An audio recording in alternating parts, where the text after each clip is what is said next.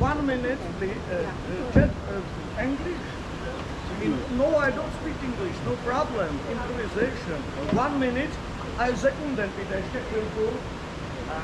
Ladies and gentlemen, new boat tomorrow. Next boat, morgen. Další loď až zítra ráno, prosím. Já to rozjel. A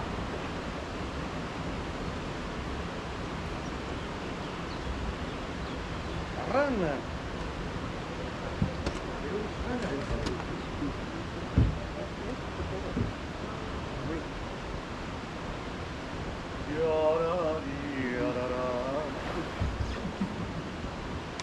Vážení cestující, dovolte, abych vás touto cestou přivítal na soutězce jménem Divoká.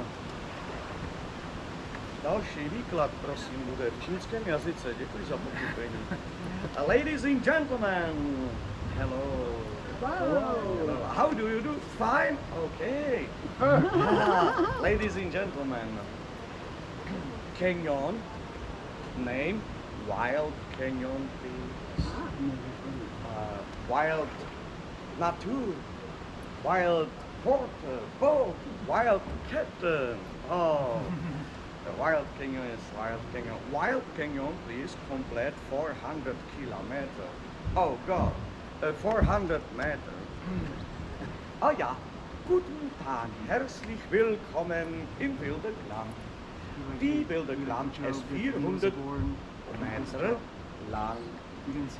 Soutězka Divoká je dlouhá, rovných 400 metrů a poplujeme 400 metrů do kopce, až poplujeme zpátky. Si všimněte, vůbec nic ani nebudu muset dělat, ale popluje úplně sama. A river named Stone River.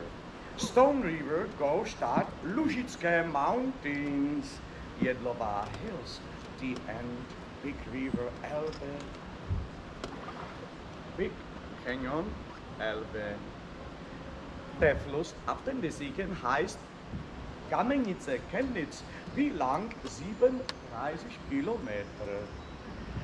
Der Fluss Chemnitz entspringt bei Lužické Hory, Lužické Mountains, Jedlová Hills und mündet in die Elbe, in die Canyon Elbe.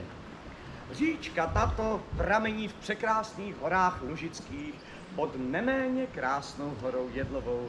Jest to také poslední říčka, která